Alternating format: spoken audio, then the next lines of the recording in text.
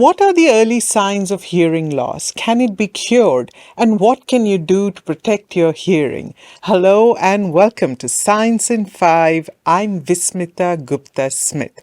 We are talking to Dr. Shelly Chadha today. Welcome, Shelly. Let's get started with what are the early signs of hearing loss? Hi, Vismita. Well, perhaps one of the earliest indications that you could have a hearing loss is when you're not able to make out very clearly what people are saying in a noisy place, like a restaurant. If you go with friends and you have to keep asking them to repeat themselves because of the background noise and you can't make out clearly, then that is when you should suspect that you could have hearing loss. Also, if you have to frequently turn up the volume on your television or your radio or listening device that you are listening to music on, for example. Another indication is if people are telling you that you speak loudly, that could also be an indication that you're developing hearing loss. And finally, if you have a persistent ringing or buzzing sound in your ear, what is called tinnitus. Tinnitus could be one of the first indications that you have a hearing loss. So if you have any of these signs, it's important to take note of them and to get your hearing checked as soon as possible. You could also check your hearing yourself, do an initial check using WHO's free app, which is called Hear Who. So you can also use that app to do a first screening and see if you need to get a hearing test done. Shelly, can hearing loss be cured?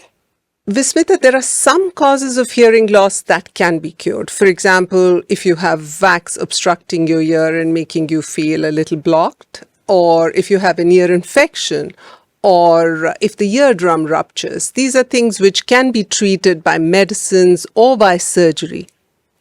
But a lot of hearing loss cannot really be cured. What can be done is that people with hearing loss can communicate better through the use of devices like hearing aids and cochlear implants. What's important for these interventions to be effective is that they should be initiated at the earliest possible.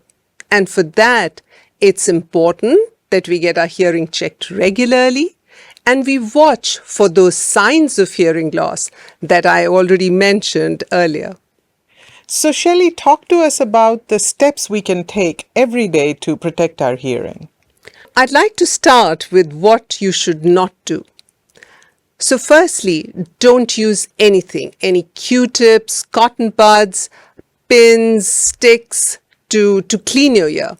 The ear is a self-cleaning organ. It doesn't need to be helped with these, and actually these can lead to infection, they can lead to obstruction, they can lead to rupture of the eardrum. What you should also not do is, if you have a ear problem, to use home remedies like putting oil into the ear. Also, don't share earplugs with others because that can transmit infection from one to the other. What you should do is to maintain the volume of your device. So if you're using headphones or earphones, make sure you keep the volume below 60% of the maximum.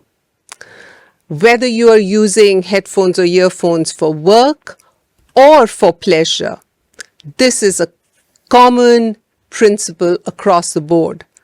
It's also important, if you're using it for listening to music, to limit the amount of time you spend on it and try to monitor your listening with the use of inbuilt apps which are available on your phones. If you're using the headphones for work, try to give your ears a break from time to time by using just the audio output of the computer to listen to a meeting or whatever it is you're listening to, if that's possible. And make sure that you don't keep using headphones again for leisure activities. Also, when you're in noisy places, use earplugs. Like if you're going to a noisy club or a noisy party, make sure you carry your little earplugs along and use them. So these simple tips can actually help us by making sure that we hear well today and keep hearing well across the course of our life. Thank you, Shelly.